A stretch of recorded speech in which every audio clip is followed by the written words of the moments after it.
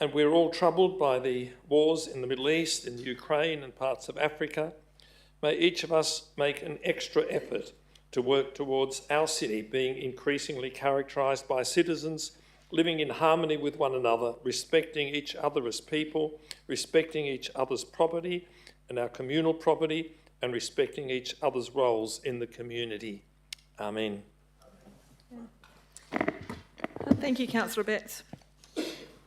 Before we begin, I will acknowledge that we are meeting on the traditional lands of the Whadjuk Noongar people and pay our respects to their elders, both past and present.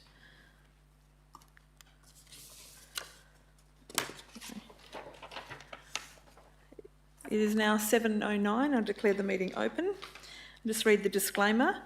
Members of the public are cautioned against taking any action on council decisions on items in which they may have an interest until such time as they've seen a copy of the minutes of the meeting or have been advised in writing by city staff.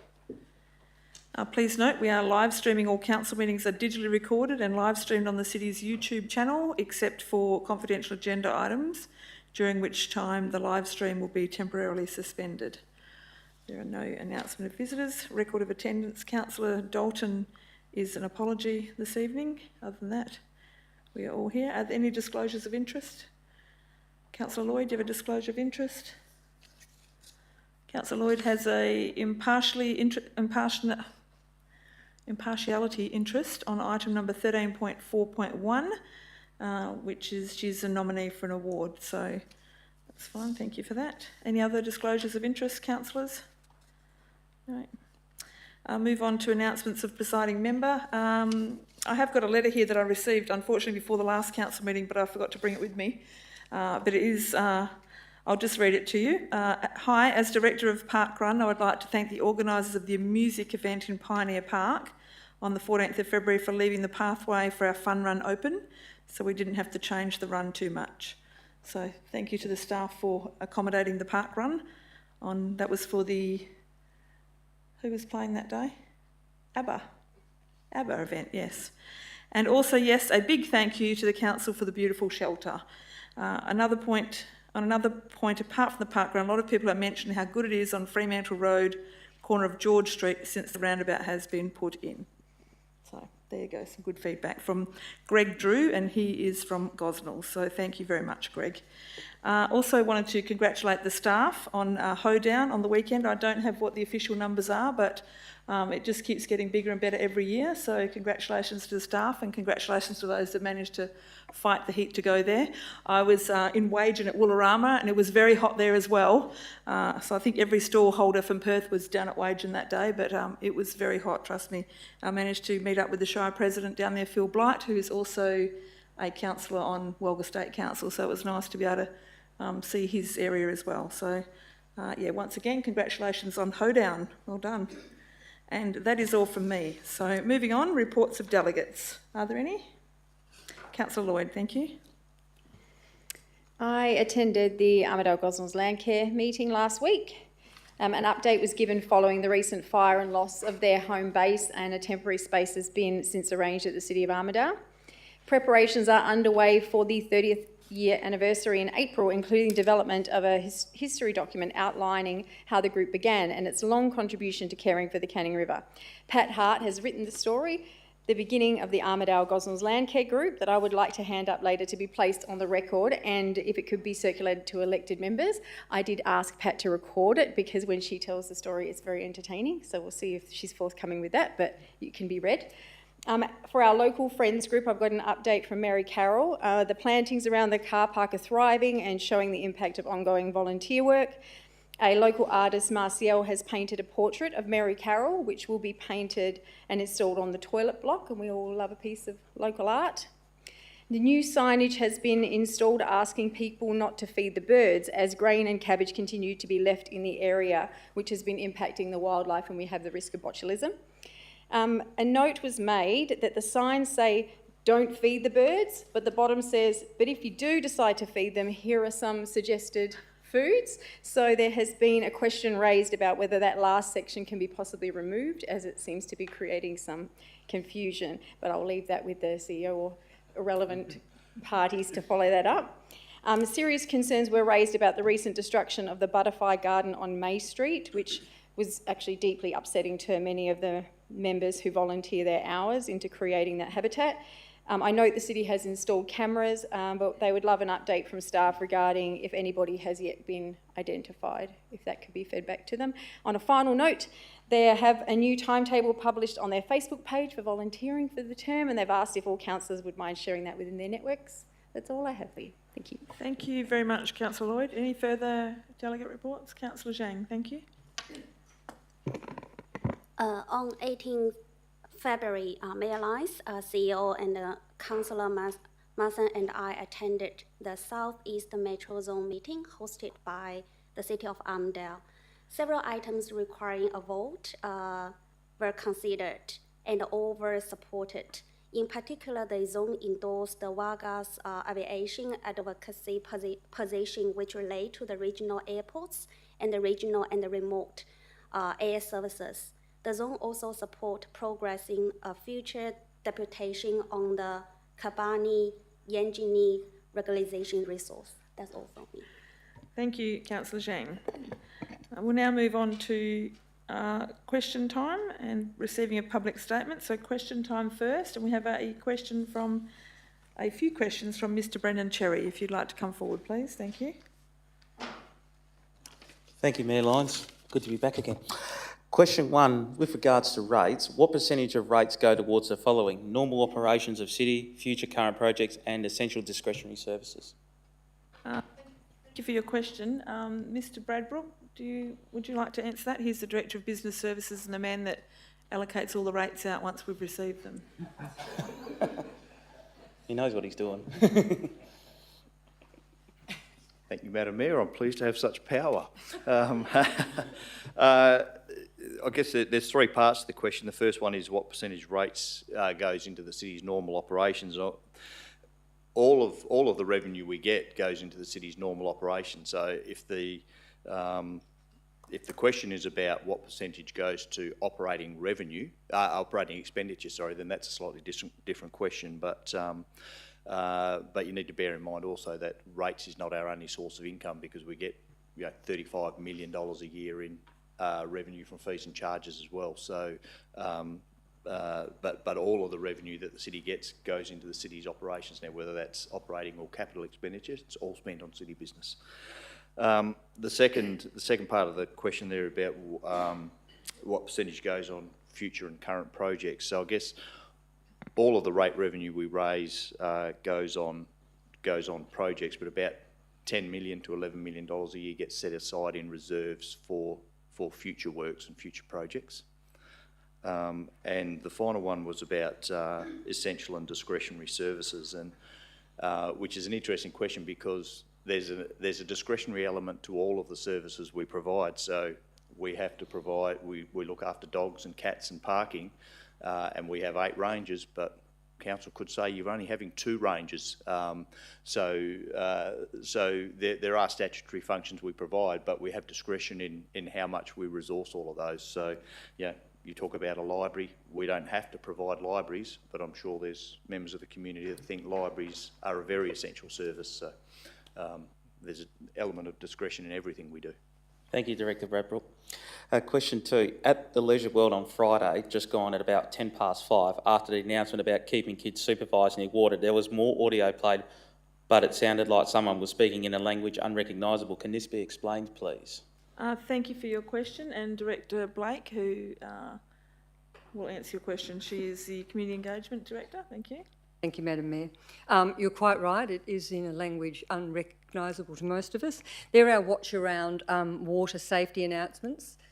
We want our whole community to hear those water safety announcements, and they are in the top 4 languages spoken in the city, obviously other than English, and that's Mandarin, Punjabi, Arabic and Cantonese. Thank you, Director Blake. Thank you. Question 3. Has Council received any applications for the land to be redeveloped across the highway where Toyota used to be in Gosnells? If so, what's the latest, please? Thank you for your question. I do note that you have got a question for every director tonight, so Got to well spread done, the love Mr. for Cherry. Thank you, Mr. Lafort, who is the Director for Planning. Thank you. Thank you, Madam Mayor. Yeah, there's a current development approval for a new Bunnings warehouse store, which was approved by the Metro Outer Development Assessment Panel. and it's valid until 15th of April 2028. Thank you, Director Lafort. And got to spread the last love on this one. And my last one is, when will the line markers be painted at the Forest Lakes Drive Uppins Road roundabout following resurfacing a month ago? And thank you, Mr Glover. That one is for you, the Director for Infrastructure. Thank you, Madam Mayor and Mr Cherry for sharing the love. The line marking on roads in Western Australia is considered statutory signage, and only main roads WA are able to install that signage. The City understands that the line marking at the Forest Lakes Drive and Ovens Road roundabout will be installed by main roads in 3 to 4 weeks. Thank you, Director Glover. Thank you, everyone. Thank you for your questions. There are no further questions, so we'll move on to public statement time. And first we have Ms Tracy O'Neill, who's speaking on item 13.5.1, which is on page 23 of the agenda, and it relates to the wards. Thank you. Thank you, Madam Mayor. I've got to work my phone. I'm just speaking in support of Council hopefully adopting a ward system for an appropriate number of wards that Council deems, whether that is 4, 3 or some other alternative. Thank you. Thank you very much for that. We now have Mr Daniel Stevens, who is also speaking on item 13.5.1, which is on the agenda for page number, what was that? It's to do with the wards. Thank you. Thank you, Mayor Lyons. Look, I just wanted to talk about the problems that we have with the existing system. The existing system is that last election we had a big ballot paper with about 30 candidates. And the other major problem was getting the results. Obviously, I was sitting over there on election night, and all the other councils had their results coming in quicker, like the City of Kalamunda, City of Swan, all of that. All the other councils that have wards, the results were coming in quicker because we got the big and the preferences take longer. So that's a problem. And I'm asking Council to support the motion for 4 wards with 3 councillors in each ward that was adopted at the annual electors meeting. And that was a good system that worked out. I think we've got 89,000 electors, and you split that into 4, works out at about 25,000. So we can proceed with it. And the other major problem with the current system that we've got is that we've had the last 2 elections. Whoever's first on the ballot automatically gets elected because the ballot's so long and people just, so thank you very much for letting me share those problems with the existing system, and I hope we can put in a good system tonight. So thank you very much. Thank you very much. There are no other public statement times, so we will move on to the confirmation of the minutes. Can I get a mover for that, please? Councillor Islam to move that, and a seconder, Councillor Singh to second that. Are there any questions on the minutes, councillors? No, if you'd like to cast your vote, thank you.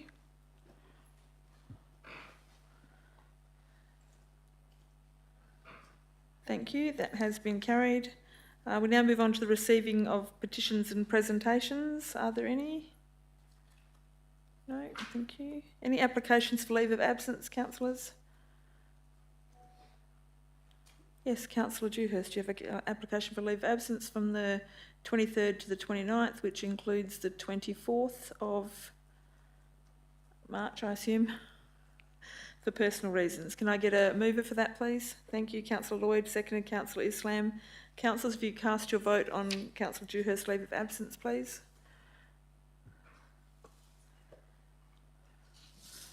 Thank you. That has been approved, Councillor Dewhurst.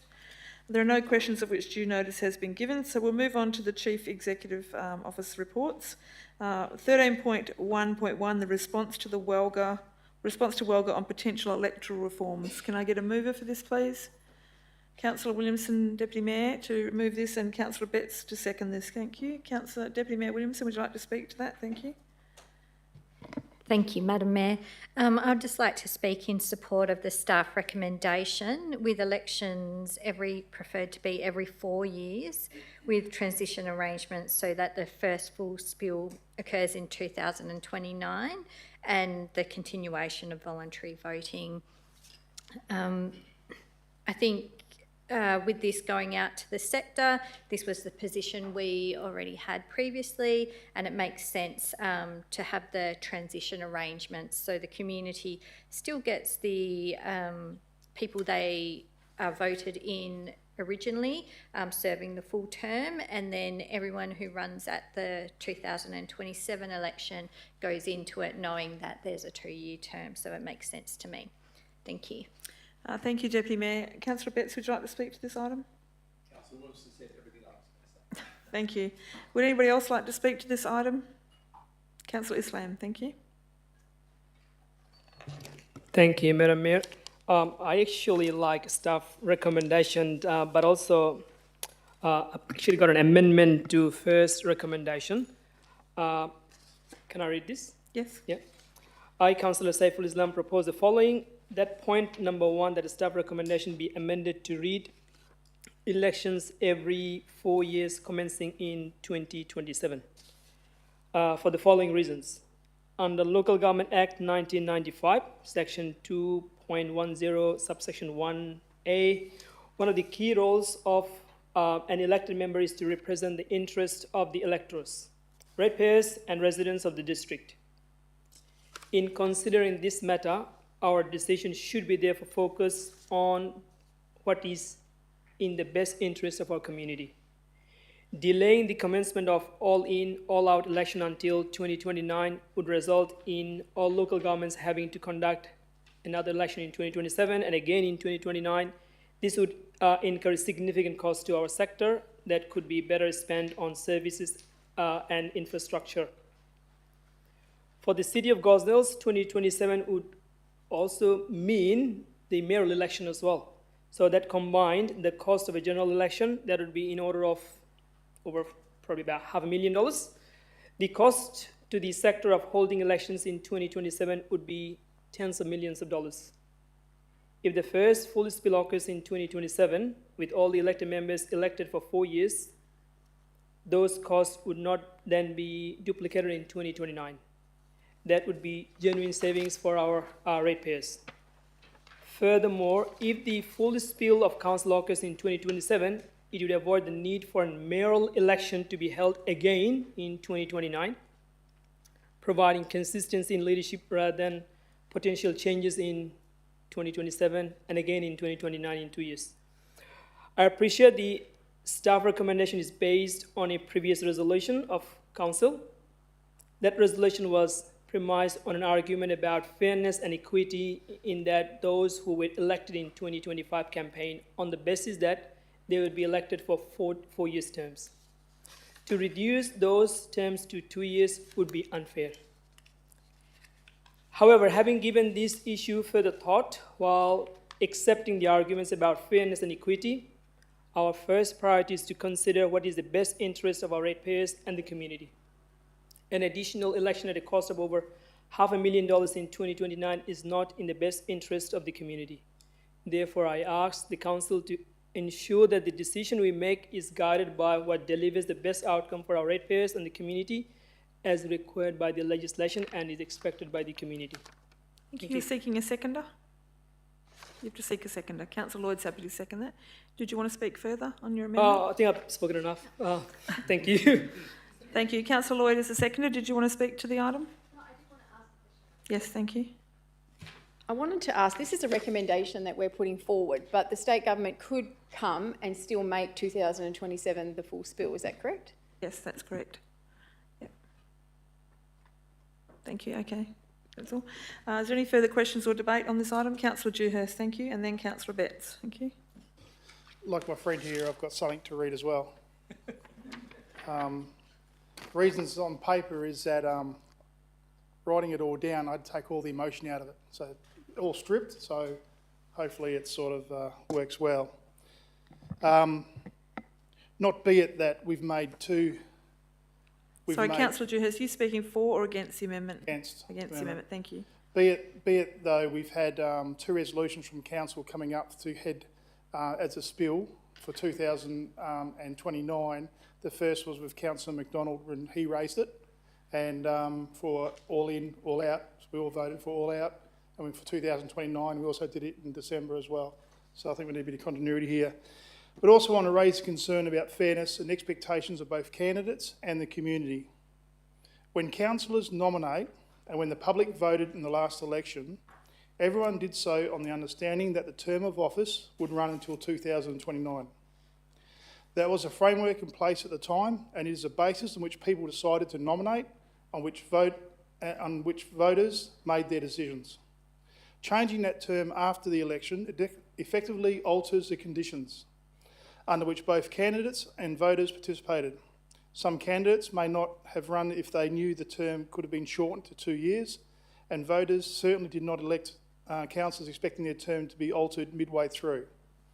What concerns me is the proposal risks council appearing to push its own agenda ahead of the expectations of the people who voted in the election. The community participated in the process believing they were elected councillors for a full term of 2029, and changing that retrospectively undermines that expectation. There's also the issue of procedural fairness. Councillors accepted office on the basis of a defined term, and it is reasonable that people rely on these arrangements when deciding to nominate and accept office. I would also argue caution here, because retrospectively altering the term of elected office after councillors have been taking their positions, raised legitimate expectations, issues, could potentially expose the city to legal challenge. Even if that is only theoretical, it is not something that council should take lightly. If council believes elections should align with the state cycle, that may be a decision worth having for future elections. However, the fair and reasonable approach would be to apply any change progressively, not retrospectively, to councillors who were elected under a different understanding. Changing the length of a term after the election is effectively changing the rules after the event. And that is not how fair democratic processes should operate, and it's not Australian. Thank you. Thank you, Councillor Dewhurst. Councillor Betts, are you speaking for or against? Against. Thank If you. somebody wants to That's speak for it first. Does somebody want to speak for the item? Right, carry on. You can still speak for the item after this, but carry on. Thank you. Yeah, Councillor Dewhurst said pretty much everything I was going to say. The only additional thing that I would want to say is there's an ethical issue involved, which Councillor Dewhurst touched on, and that is that for integrity, if we say we're going to do something, then we actually should stick with it, in the sense that we went to the electors, we said people who elected in October, they're going to have a 4-year term, and those people who were elected have an expectation then to have a 4-year term. And unless there's a really compelling reason to cut that short, I believe we owe it to those who were elected to give them a 4-year term. I take Councillor Councillor Islam's point that it does involve a little bit more expenditure, but democracy sometimes is expensive, but I still think it's we should stick with the transition being in 2029. Thank you. Thank you, Councillor Betts. Would anybody else like to speak to the amendment? Councillor Lloyd, question? Yes? Has there been any indication from those in the know whether this could potentially be in 2027, or is the feeling that it's going to be 2029? I'm just trying to see. A lot of people seem to know more about this than what I do, so I'm asking, has there been from the other side? Could it potentially happen in 2027 anyway? It could potentially happen in 2027 anyhow. They haven't made a call on it, but they are expected to make a call on it soon. You want a question, or are you ready to close? Yeah. Yes, you can ask a question. If we make a decision tonight in support of 2027, will the city be legally liable? Can someone challenge, according to Councillor Joyce, and he mentioned that the city can be legally sued? Thank you for your question. Thank you, Mr. CEO. Thank you.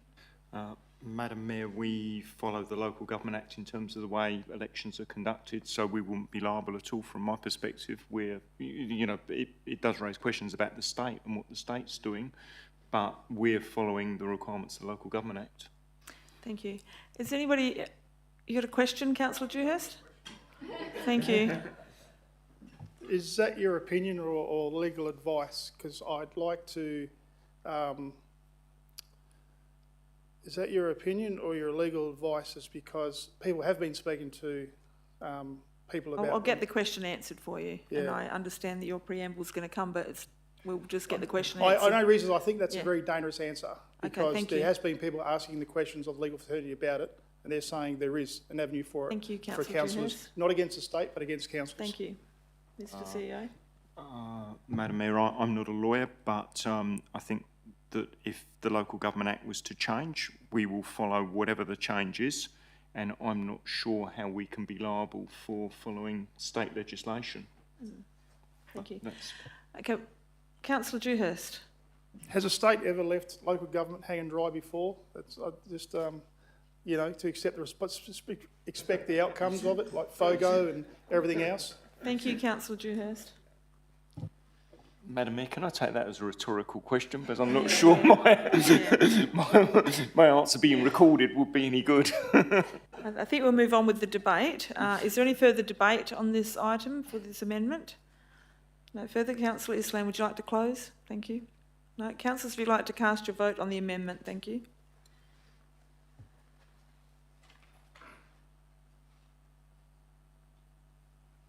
Amendment has not been carried, so we move back to the original item. Is there any further debate on the original item, councillors? No? If you would like to cast your vote on the original item, thank you.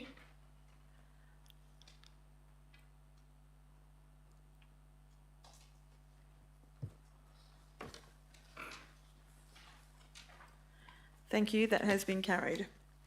We'll now move on to item number 13.2.1, the annual review for 2025 Development Contribution Plan reports. Can I get a mover for this, please? Councillor Dewhurst to move this and Councillor Sajad to second this. Councillor Dewhurst, would you like to speak to this? Councillor Sajad, would you like to speak to this item? Would anybody like to speak to this item? Councillors, if you could please cast your vote. Thank you.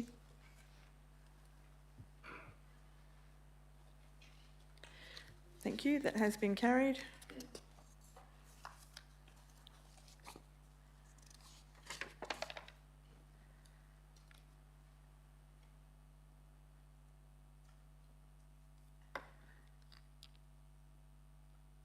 Number right too. Yeah, 13.2.2, the amendment to number 5 to the local planning scheme number 24, modify scheme text to remove an additional land use, Kelvin Road, Orange Grove. Can I get a move for this? Councillor Islam to move this and Deputy Mayor Councillor Williamson to second this. Any debate? Councillor Islam, Councillor Williamson, any further debate? No? Councillors, if you'd like to cast your vote, thank you.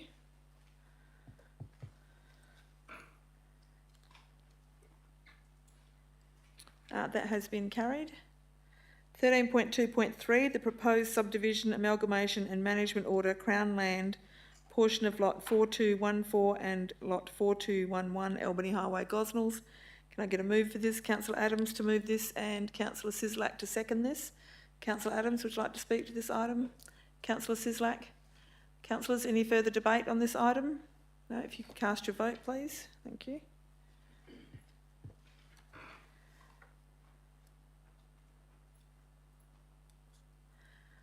Thank you, that has been carried.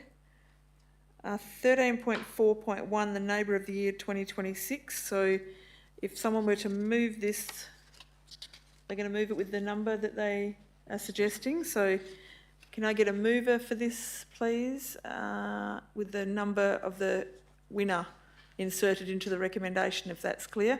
Councillor Islam, did you want to move this? Councillor Betts, do you happy to move this? Thank you. And seconder? Councillor Adams. Councillor Betts, would you like to speak to this item?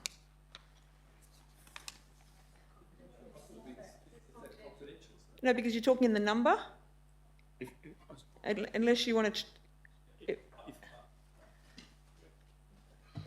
Yeah, I just think the item that's given to us confidentially is outlines it really well, and yeah, I concur with the staff recommendation. Which within that is number 15, is that correct? The one that got 30. The one that got 30. It is. It's number 15, I believe. Yeah. Do you want to double check that in your paperwork there? That's what you're moving? Number 15? Number 15. So Councillor Betts is moving that it's number 15, and you were happy to second that, Councillor Adams. Is there any debate on this item, councillors? No? Then if you would like to cast your vote, thank you.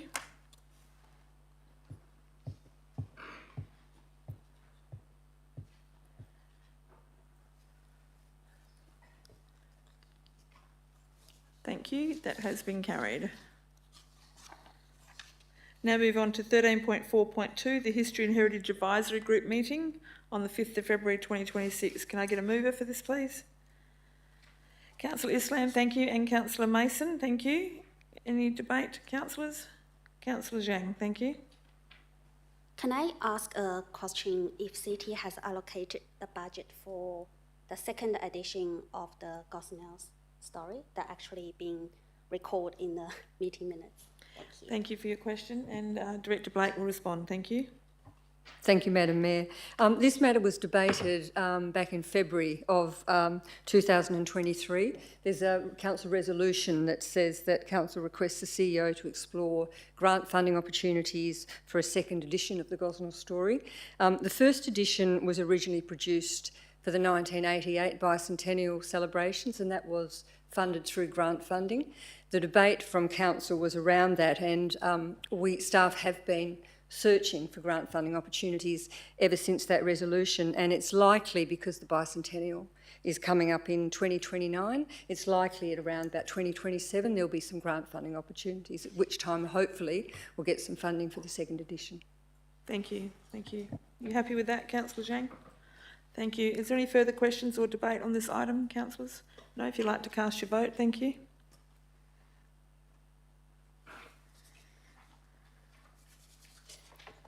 Thank you, that has been carried.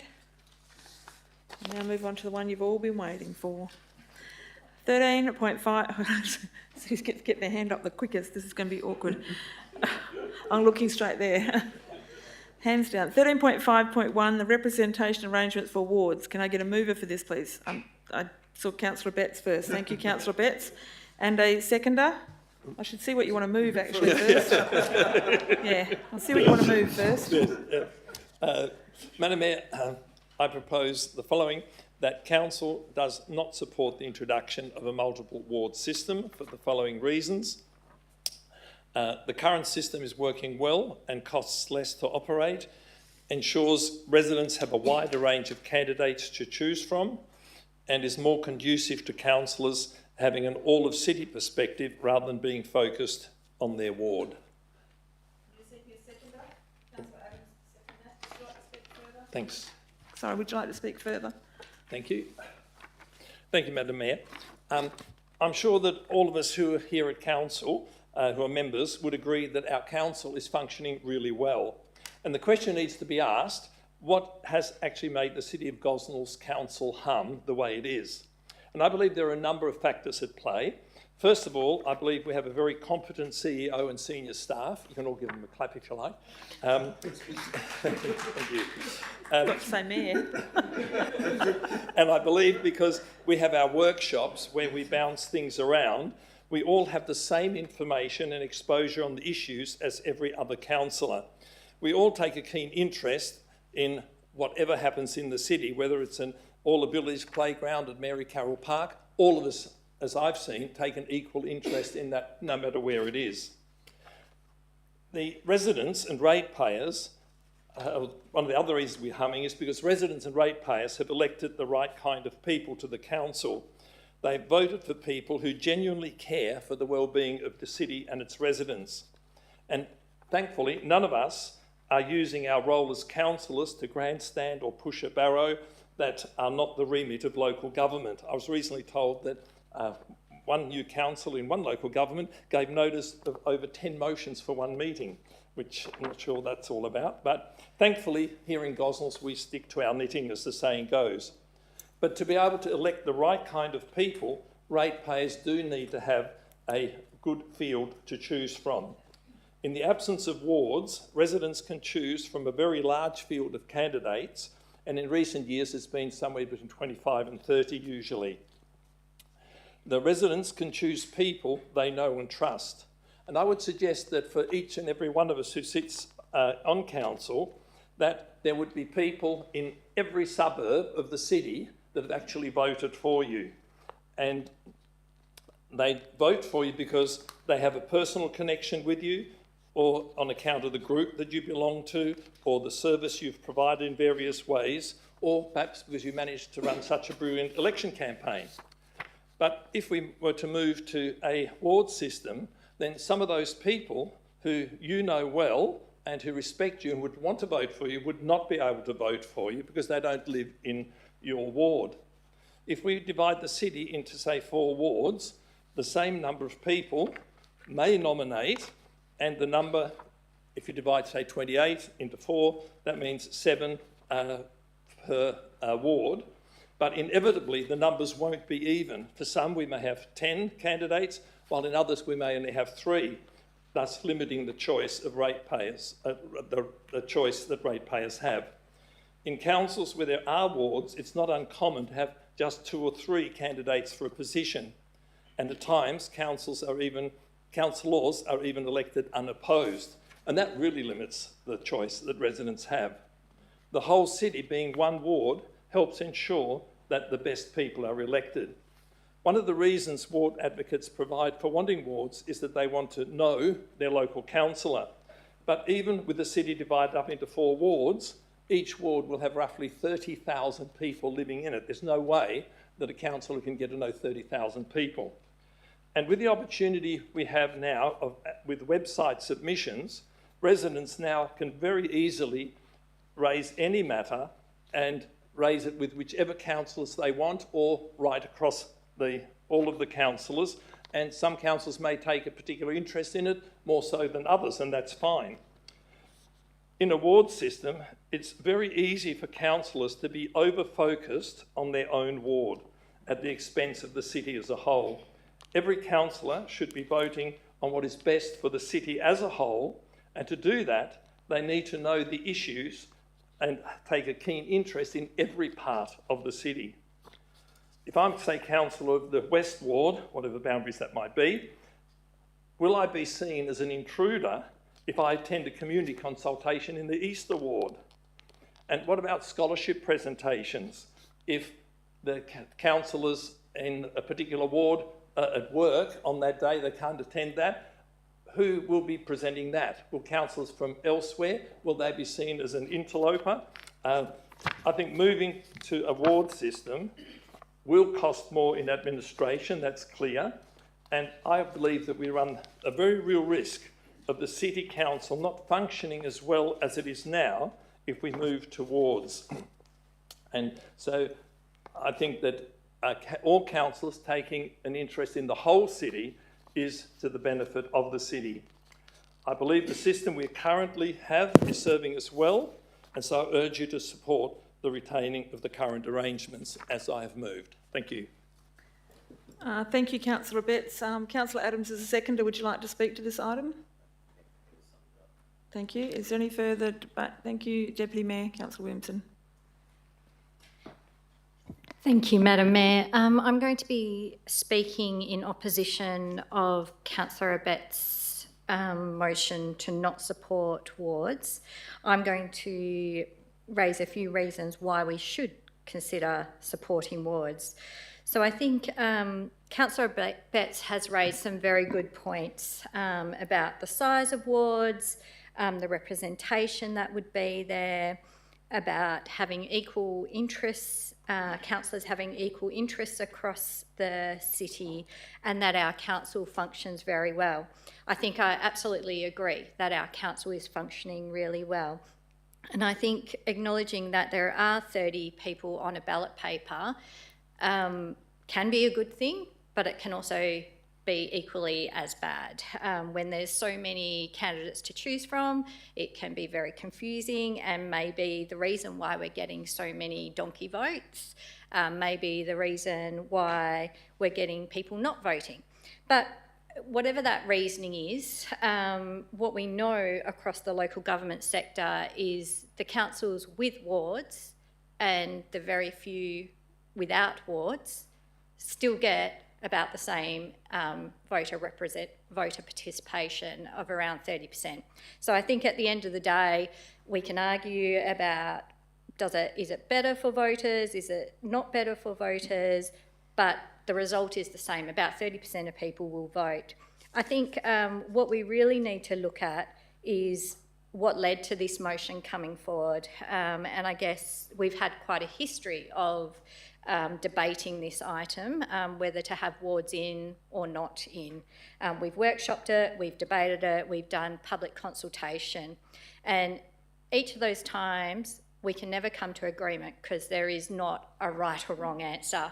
It's just there are pros and cons on both sides of the fence. But what we do know, if we look at facts and we look at statistics, we've got 139 local governments in WA. At the moment, there's only about 4 or 5 which have the local government inspector appointed. So it would be a pretty fair assumption to say that most councils are working effectively, regardless of whether they've got wards or don't have wards. So I think while we're working effectively, is that really a reason to not change? If our community is asking us to make that change, is the fact confirmation bias that it works okay now, why would we change? Is that really a reason to not listen to our community? When we did the consultation with the community, it came close to 50-50, the results. It was a really small feedback that we got, but what we've had is it's come again through the annual electors meeting. When you go out in the community and you speak to people, their number one question is, who's my local councillor? Who can I go to? Because that's a format they're familiar with. So a bit of the history I went into. City of Gosnells changed to no wards, or the single ward, in 2009. At that point, the city was expanding rapidly through Canning Vale and Southern River.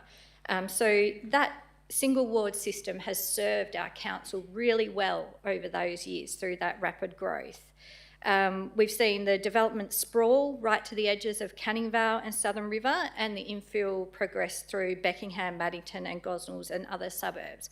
What that did, having a single ward, meant the ward boundaries didn't have to be rejigged at every election or as a suburb changed. But what we're actually seeing now, if you drive out to the corners of Southern River or the corners of Canning Vale, the sprawl has gone all the way out to the one remaining landowner. And we don't know when that one remaining landowner will decide to develop and that those residents come on to the market. So I think the infill that will happen in all the established suburbs will probably be pretty steady. So I think if we're looking at having to revise numbers, the numbers are probably going to stay steady until that one parcel comes on. When that one parcel comes on, you can always add another ward for that. It's bigger than an entire suburb when that one comes on.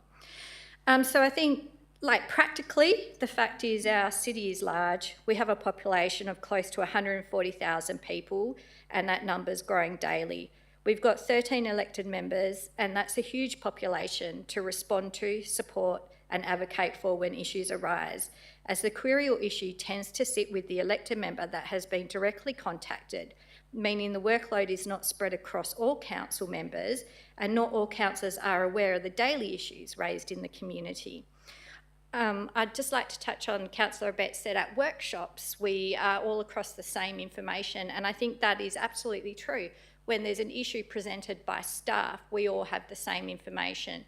But when there is a localised issue, generally 1 or 2 councillors will become fully aware of the ins and outs of that one or two issue. And at the moment, that can be across anywhere in the city because we don't have wards. But it would be great for the community, I think, to have some elected members that they know they can go to and that will follow them through on those particular issues. So I think it's also important to recognise the dynamic of council has evolved over those 15 years too. Traditionally, elected members were retirees or self-employed, but that's changed.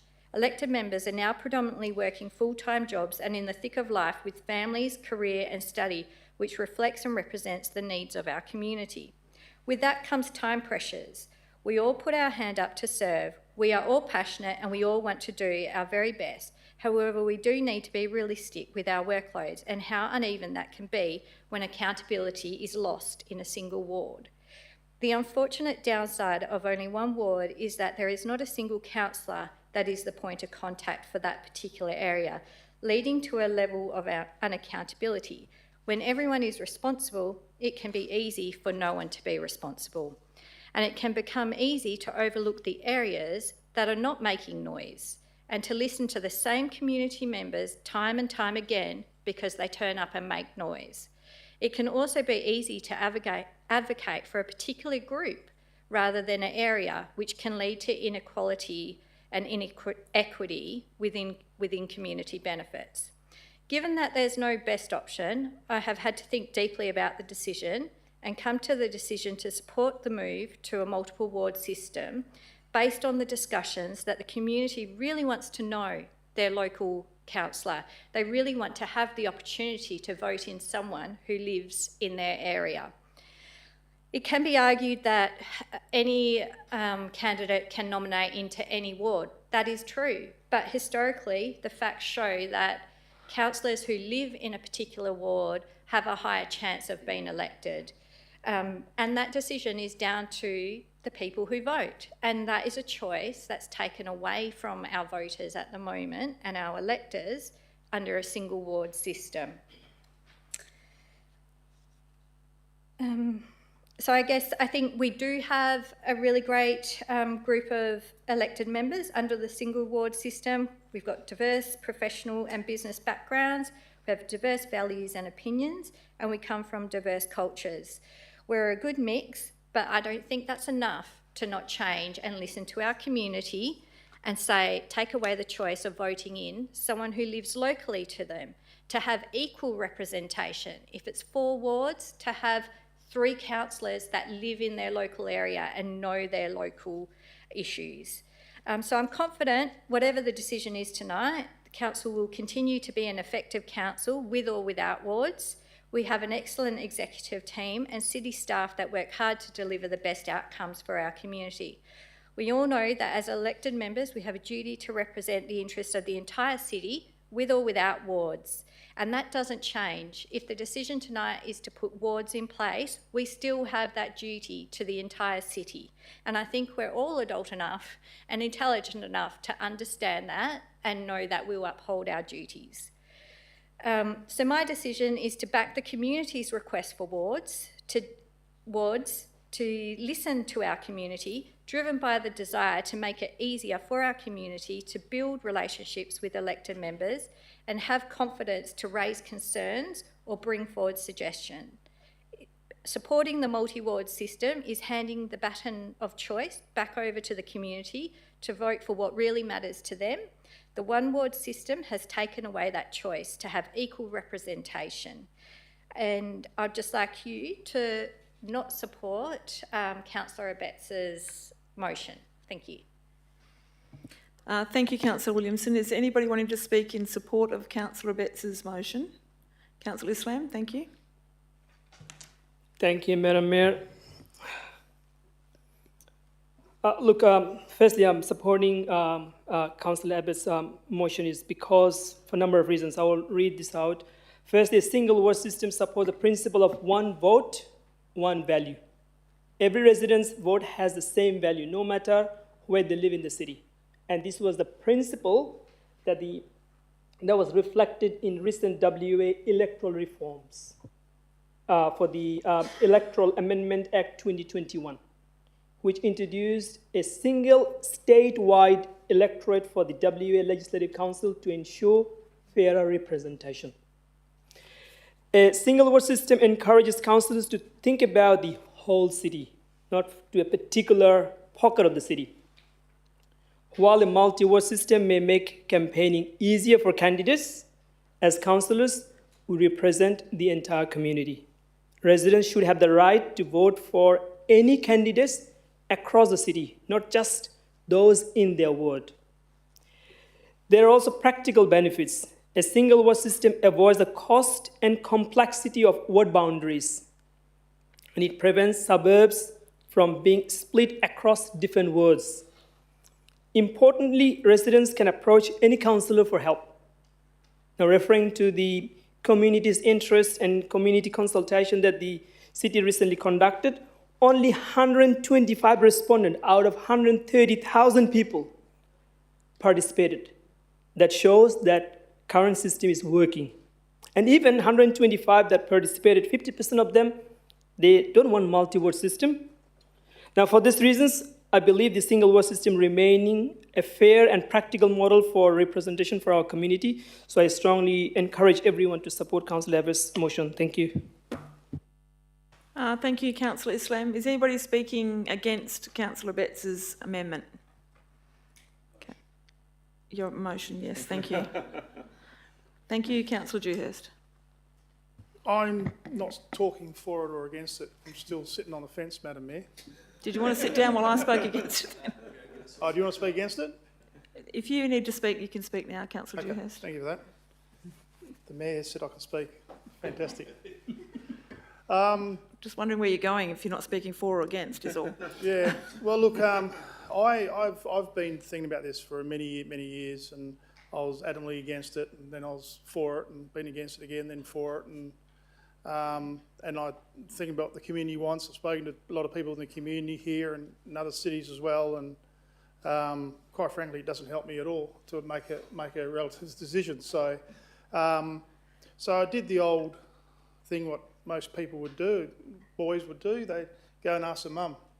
So I went and asked my mum. She lives in the city of Belmont, and I said, "Look, how'd you go in the last election?" She goes, "I didn't vote."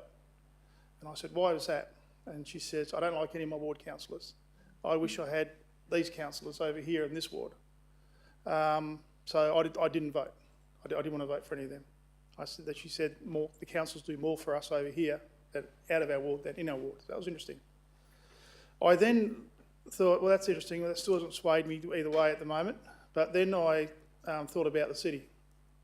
And I don't think the city's in a position yet to actually go for wards. I think our growth is still too high.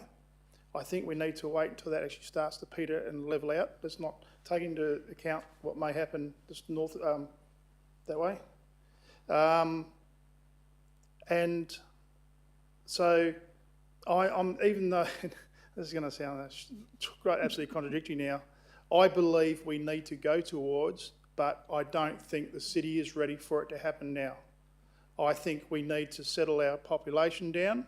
I don't want to be spending $30,000, $40,000 every year on getting our reviews done. That's just a cost that I'm not prepared to put up there, especially when we can put it into really cool things like lights. So at the moment, I'm thinking I'm in total support of wards, but I don't think the city's ready for it yet. And the other thing is, people don't like change, and if there's going to be a big change in 27 or 29, and they chuck this ward thing in at the same time, I think it's going to be too much for some people, and they just won't get involved. And that's not talking down to anybody like that, but people don't like change. I don't like change. I mean, when Councillor Searle was here, and even though we batted heads all the time, I didn't want to see her go because I quite enjoyed our battles.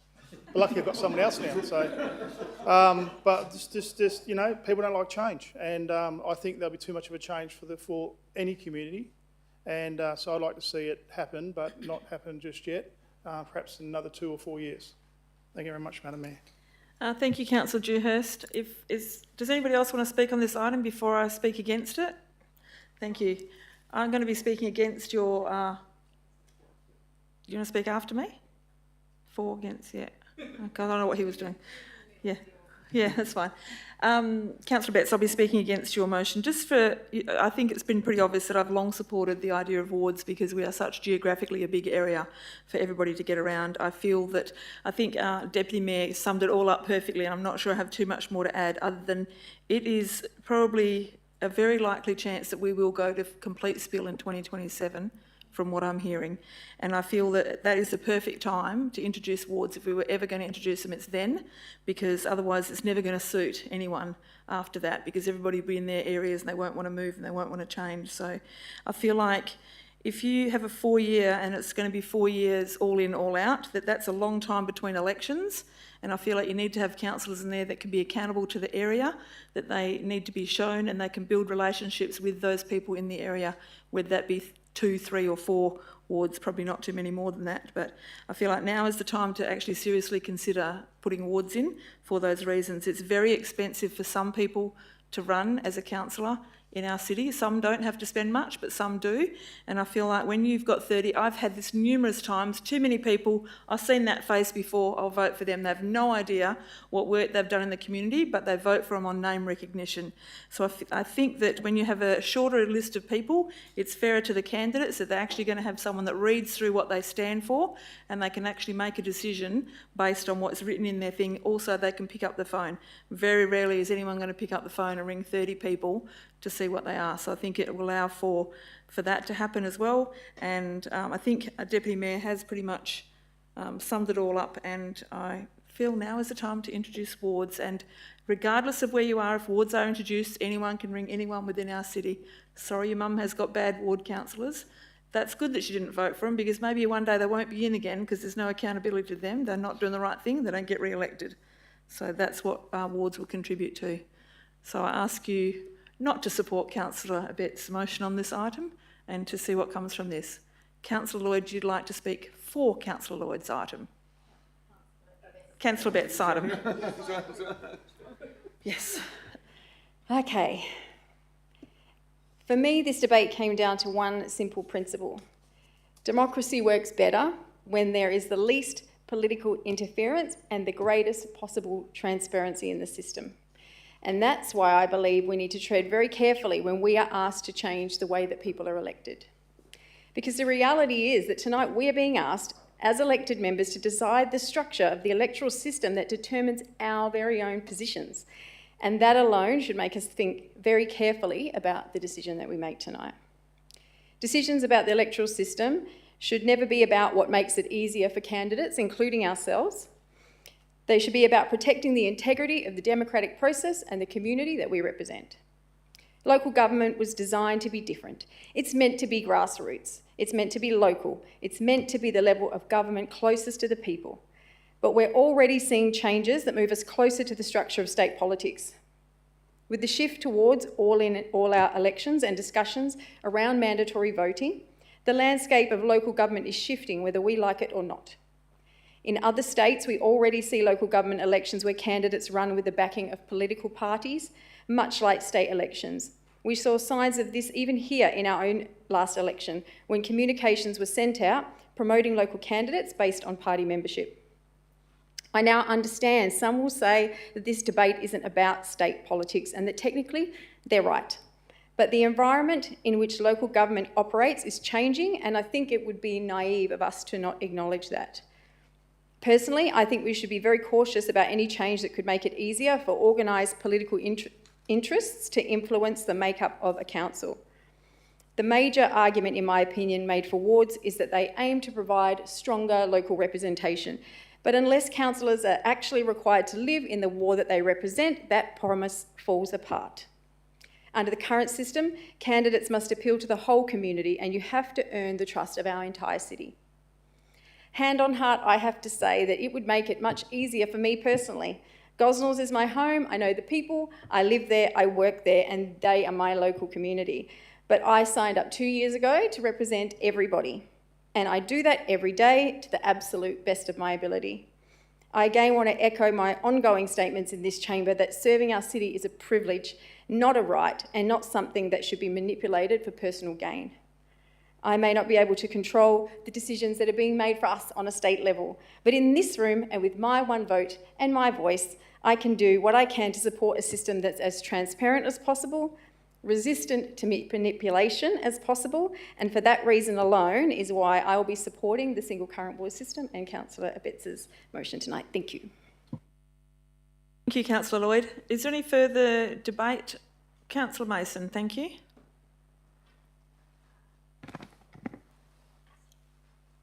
So I just have just a question. Would the implementation of wards provide any benefit for operational activities in our city? I'm going to pass that to Mr. CEO. Thank you. From an operational perspective, it's irrelevant whether the city's got 1 ward, 2 wards or 10 wards. Okay. So this item, I've listened to the debate. I've been very prepared to be persuaded either way. But I guess at this point in time, I speak in support of maintaining, so in support of Councillor Betts's motion of maintaining a single ward system for our council. 1 second, sorry. Because at its core, local government exists to serve the entire community, not just parts of it. A single ward system reinforces that principle by ensuring every councillor represents every resident, every street, every neighbourhood equally. Whilst, yes, I understand the Deputy Mayor's concern in relation to some councillors know more than others because certain residents choose to contact them, but then I feel that's also on us as councillors to share that information around to other councillors. When councillors are elected to represent the whole area, it encourages us to think broadly and act collectively. Decisions are made with the interests of the entire community in mind, rather than being shaped by the priorities of a ward a councillor is elected. This approach promotes fairness, collaboration and unity across the council chamber and ensures no area is seen as far as more or less important than another. We've seen something similar in relation to the most recent council meeting in relation to the Bowls Club. Hypothetically, if a councillor was in that ward, they may choose to support certain projects because it's occurring in their ward, whereas other councillors may not. They may not be considering the entire ramificational impact that it has on the entire community. A single ward system also strengthens our accountability. Every councillor is accessible to every resident. They can call us, they can email us. It just requires them to be informed about how to find that information. Community members are not limited to approaching just one. Instead, they have the ability to engage with all of us and share the responsibility, and we share the responsibility to listen and respond. What we could have potential is that a resident may contact me if I'm not in their ward, and I'll say, oh, what ward are you from? I mean, that's not my problem, go somewhere else. It's about caring for everyone in the community. Having one ward allows us to focus on strategic leadership. Our role is to consider the long-term direction and well-being of the whole community. A single ward structure supports that by encouraging us all to work together. This model focuses a culture where councillors collaborate rather than compete. It encourages balanced decision-making and ensures the needs of the entire community remain front of mind. The challenges we face and the opportunities before us do not stop at a ward boundary.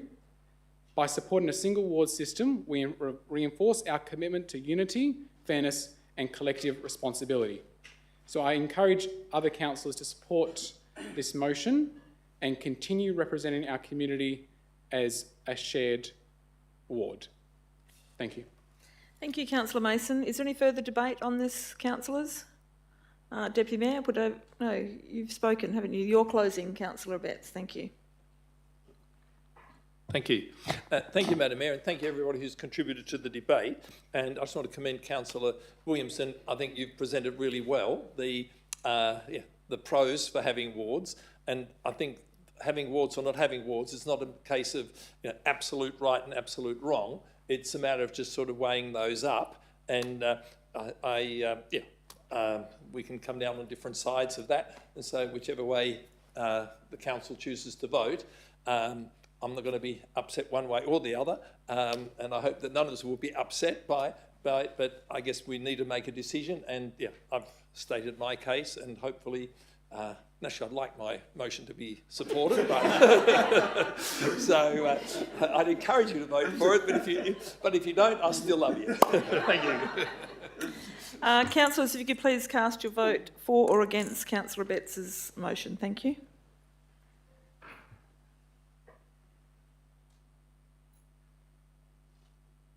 Oh, that has been carried. Well done. Okay, we now move on to, that's it, the end. It is now 8:13. Is that right timing for you, Councillor Islam? 8:13, and I declare the meeting closed. Thank you very much, everyone. Thank you to everyone in the gallery that